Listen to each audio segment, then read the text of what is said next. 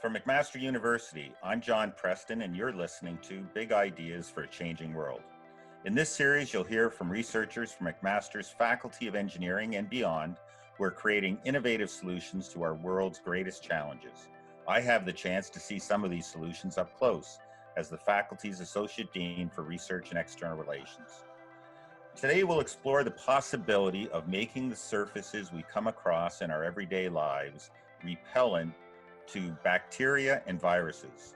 Can things like door handles, packaging, and railings on buses be treated with a coating that disinfects around the clock? McMaster Engineering researchers Leila Salamani and Tauhid Didar join us today to talk about their invention, which does exactly that. You'll hear about how the idea came to be and where it's going to go from here in the age of COVID-19. With that, a warm welcome to Leila and Tauhid on Big Ideas for a Changing World. I'll ask each of you to introduce yourselves, beginning with Leila. Can you tell us what your background is? Yes, so I'm an electrical engineer. By training, I have all my degrees in electrical engineering, but I am now an associate professor in engineering physics and the School of Biomedical Engineering, and my research is focused on advanced materials with applications in biomedical engineering, with a focus on biosensors and also smart surfaces that will be the topic of discussions here. Thanks for having us today, John. I'm Tauhid Didar. I'm an assistant professor at the Department of Mechanical Engineering, School of Biomedical Engineering, and also a member of the Institute for Infectious Disease Research.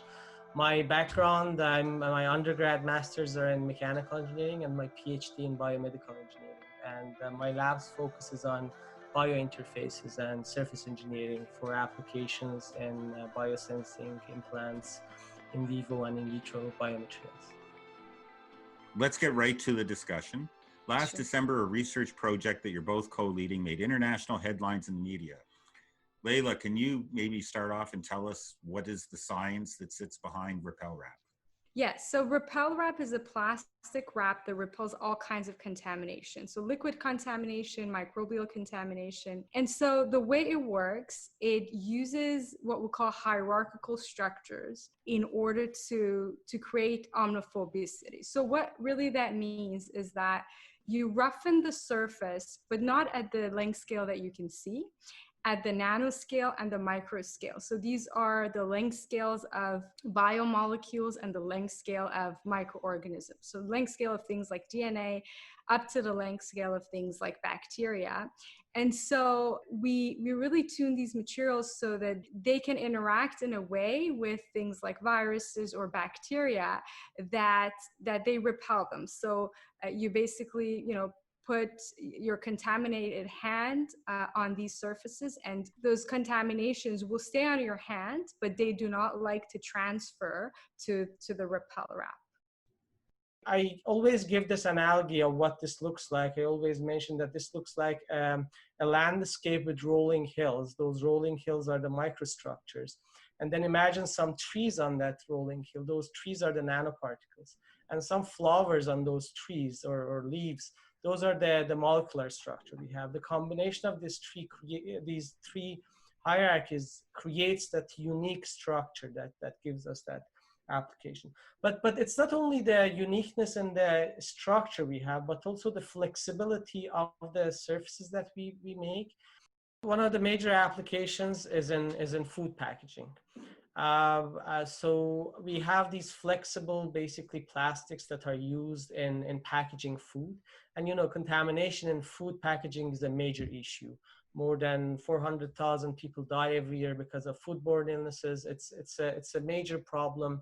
So the fact that this is a flexible surface that could be used as a packaging and it could prevent adhesion of bacteria or pathogens onto the surface is a major application for this wrap. And the reason is mainly also because most of these contaminations are introduced to the food during the packaging from somebody who has contaminated hands, or a surface during packaging is contaminated, and the packaging material pick up those pathogens and then introduce it to the packaging. So again, we see a very good application here for food packaging.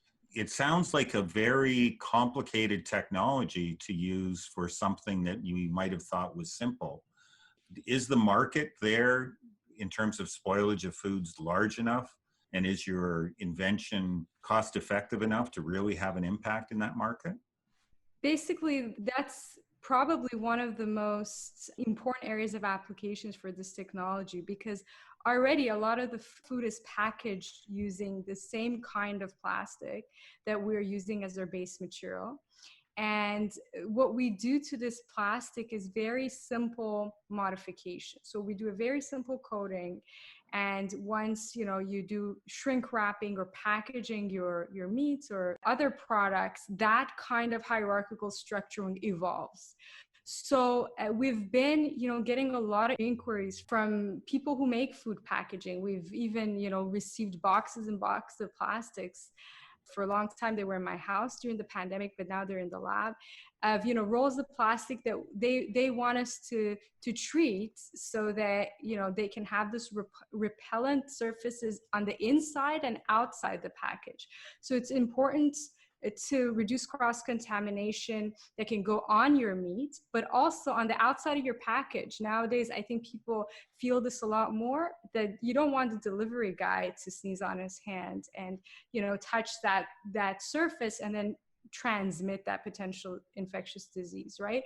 So it's important to have that kind of repellency on the inside and outside the package. Is there a way to transfer these similar coatings onto other materials, both relevant for COVID-19, but also for other applications? Yeah, I can answer that, although I think that's Toad's favorite topic. So I think there are two ways that we're currently working with the Surface team on doing that. One is we're developing a spray that instead of having, these coatings on this large plastic surface, you imagine you chop up this into a particle. So you have this hierarchical, microparticles that has these wrinkles and these nanoparticles on it. And this can be sprayed to a variety of surfaces. So it's not just these original plastic wraps, but it can go anywhere. But also there are molding based techniques that we can use to mold the same structure onto other surfaces that can then be laminated again on top of other surfaces. So those are exactly the things that we're working on to make this technology more versatile. We can say that it very effectively works on a similar virus. So I remember when we started this, Professor Ashkar said, we're not going to go to SARS-CoV-2 unless you show 3-log repellency, so reducing the viruses by 1,000-fold. And so, we recently surpassed that quality control check with a similar virus. So we are going to start the experiment with coronaviruses and end up testing it with SARS-CoV-2. So we now have a self-cleaning wrap, which not only will protect foods, but also is quite promising in terms of rejecting the SARS-CoV-2 virus and droplets that may contain it. Have you thought about how the self-cleaning wrap might be used with communities reopening and enable maybe the economy to reopen more than it could without having this tool in its arsenal? So we think that alongside frequent disinfection and hand washing, Repel Wrap has a good role to play here. Once you are in this environment, in this situation of the pandemic, you always think about, all the places that your hand touches. And we call those high touch surface. And research shows, for example, if you're in an airplane for 4 hours, every surface of that airplane, every high touch surface gets contaminated if there is one source of contamination. Then, you can do disinfection, but how frequently can you disinfect? Daily, couple of times a day, but what happens during the time in between? So if you have something like the Repel Wrap that remains clean within that duration where things are disinfected, then that's a really promising technology. And so we think, in public transport, for example, in air transport, in schools reopening, in hospitals, in long-term, anywhere that there are high touch surfaces, the Repel Wrap could potentially have a role to play in reducing contamination via surfaces. That must involve quite a collaborative effort to be able to move across as engineers and to be able to begin to test against viral infections. Can you tell us a little bit more about how that process gets initiated? Is McMaster a unique place in terms of the capacity to be able to do that? Yeah, so I guess we're very lucky to work at a university where we have a strong medical school and also a strong engineering school. And so for our bacterial studies, we were fortunate we could just send one email, do one meeting, and go to someone like Eric Brown and get these experiments done, and Institute for Infectious Disease Research. It takes the infrastructure, but it takes the people who are collaborative and entrepreneurial to move through those centers and get things done. And also, again, with the viruses, again, similar experience where we work with Professor Ashkar in immunology, and who has been really terrific, and again has helped us throughout the pandemic. One of the most experienced postdocs in that lab was dedicated on working on Repel Wrap, which is really terrific that we really had that opportunity, and really the people who are putting collaborations as high priority. How is research in a pandemic different than research before a pandemic? There are a lot of challenges, like most of these work that we're doing, it requires more than one people to do this at the same time. So now we're working, for example, with Dr. Ashkar's lab, and we have the surfaces. We have developed new methods of how we can mimic transfer of viruses by using contact printing, different plastics that they are not familiar with. And our students can't go to their lab to do this. So we make videos, and then we send those videos along with the samples. So the person opens, sometimes we do video conferencing with them. So that, and this actually makes things a little bit, harder. And sometimes you need to repeat the experiments more to get to where it's perfectly done. And that's the new thing that we're trying to all learn and move forward with. And I felt like for the past 2.5, 3 months, we were working harder than before. I don't know, everybody was kind of in a rush that this needs to be done and this needs to happen. Although we had a lot of challenges that we need to face, how to do these experiments in the new circumstances. So now I guess we have mastered a lot of those for the past 2.5, 3 months. We have learned on how to have people work individually, interact less, but at the same time collaboratively work together, so that something could move forward, the project that we want. And I guess this is with every group that are doing COVID research, or they were trying, that they needed to go through this sort of process to make sure that things are good. But we're actually getting really good results now, and that's what matters at this point. And we're very happy about the very recent ones that we just got. Tauhid, the science behind this is fascinating, because there's a lot of fascinating research that takes place at many universities. What's the secret to catching the interest of investors and companies so that they're actually willing to work with you to bring this through to commercialization? Yeah, that's a great question, actually. And we always struggle with that. I guess we always think that there's a great idea, but then attracting attention is the challenge.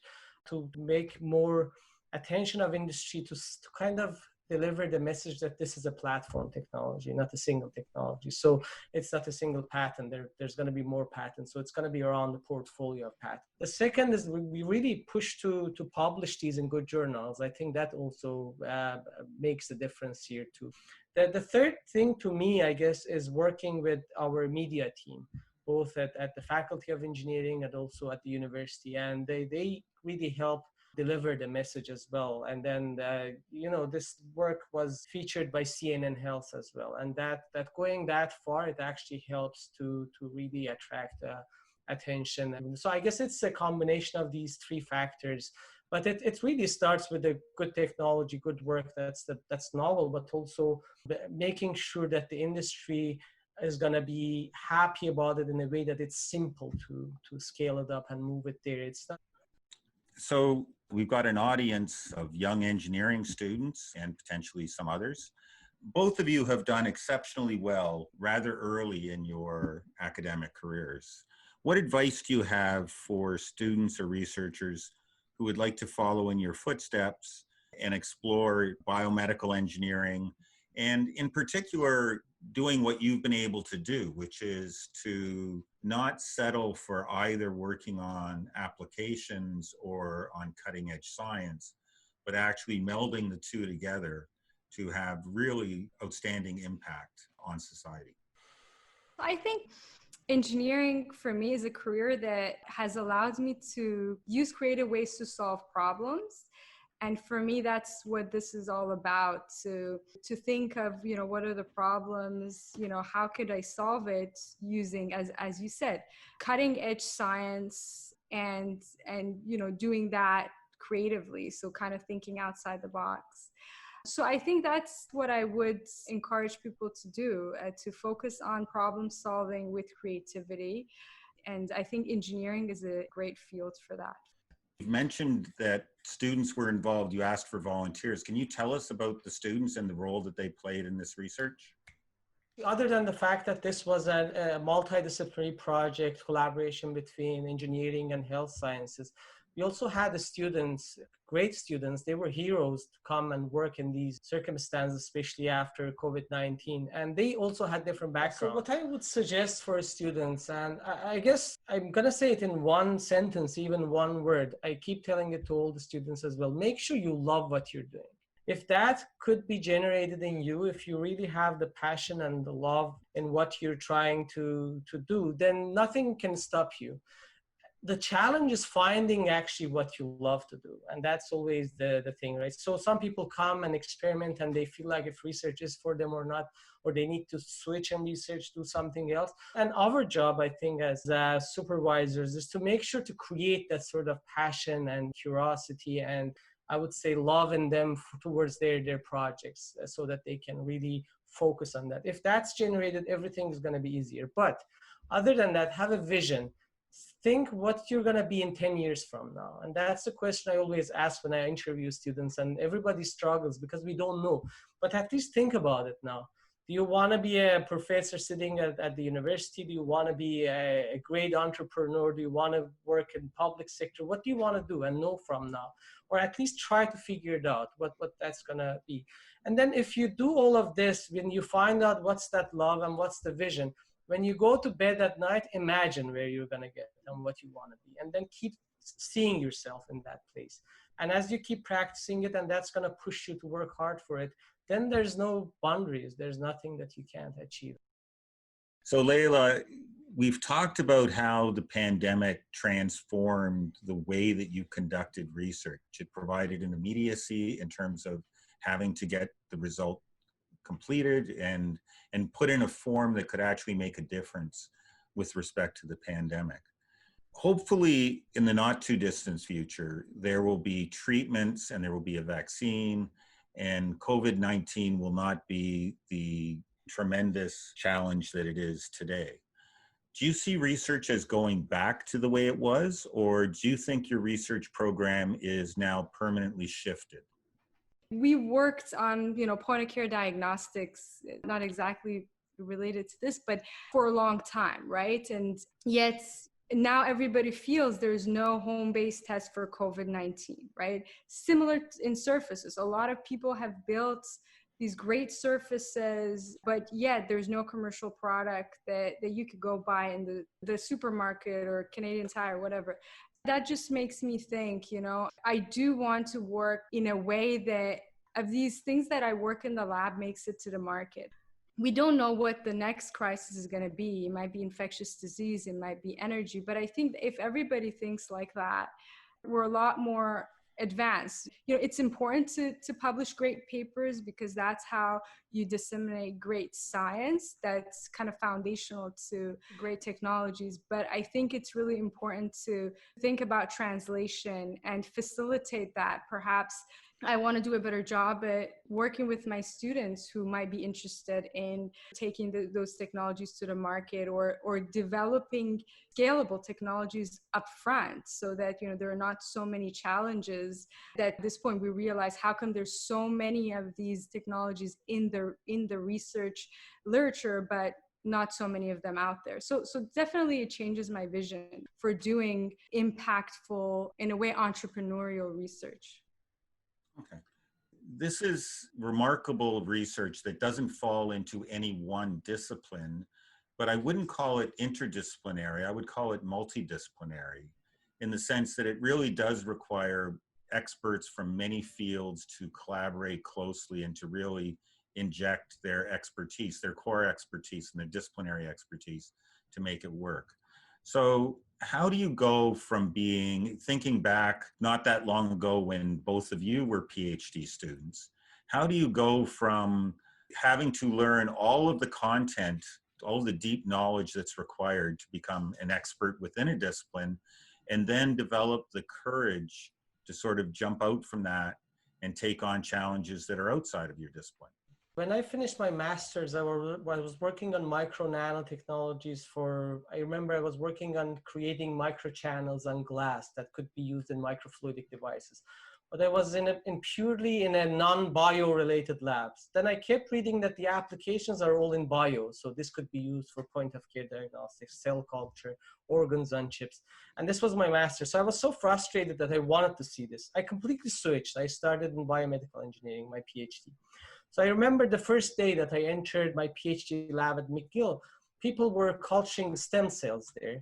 And I had even not used a pipette until then. So I didn't know how to efficiently use a pipette, right? I'm a mechanical engineer. I always joke about our department and say that when I get undergrads from MechEng, I have to train them on how to pipette things, which is not a bad thing, but I didn't know. But again, I guess one part goes back to what I mentioned. If you're passionate about it, you're going to learn. You shouldn't be scared. So you should open your horizons and try to be open to things and then go towards it. But the second, more practical way comes back to experiential learning, right? That we're trying to also expand at McMaster. There is not a single book, a single department, or a single major that can help you these days. It's all about experiential learning. You need to find the people, the expertise, the papers that are published that have done multiple work, learn about it and bring them all together in a more practical way. And that sounds scary to begin with, but it actually adds more to your skills, makes you a more valuable person to be hired later on. But at the same time, it's challenging, but always, I guess, excellent things happens because you're taking on big challenges. Let's maybe expand upon that, because you've not only worked in an interdisciplinary or multidisciplinary area of both science and technology, but now you're moving into the commercialization realm, negotiating with investors, looking for executives for your startup, all of those sorts of activities. How much of a challenge has that been in terms of dividing your time? And how interesting do you find that? So that's a really good question. I'm going to be really honest about it, actually. So if you ask me, if I saw myself working on commercialization, I would say, no, I don't want to. It's not for me. I guess the reason was, I felt, well, I'm good at, making materials, looking at them under SCM, and this is my area. But then I guess it became something I couldn't avoid. I mean, we got so many phone calls from so many industries, so many investors, and honestly, Tawhid basically told one of the investors that, I want to do this, but Layla doesn't. And I got pretty upset that I just felt like, is it because I'm afraid? And I think it goes back to just, it's not something I saw myself doing because I didn't know how it was going to work, because I didn't have the training for it. I still don't. But I guess what has helped is kind of surrounding myself with the right people who, people from McMaster Industry Liaison Office. They've been super helpful. And the people out externally who've given me advice. it's come to things that I understand better. And I think if I understand it, I definitely get more enthusiastic and excited about it. So I guess for me, I just kind of had to do this because the opportunity was too good for me to say no. And now I'm really glad, I've learned all these things. And at the end of the day, no matter how this goes, I've learned all those things. So I'm happy with that. Thanks for listening to this episode of Big Ideas for a Changing World. This show was produced by Jesse Park and edited by Dan Kim of the Faculty of Engineering. If you enjoyed the show, be sure to leave a review on Apple Podcast or let us know your thoughts on social media. We're at McMaster Engineering on Twitter, Instagram, and Facebook. See you next time.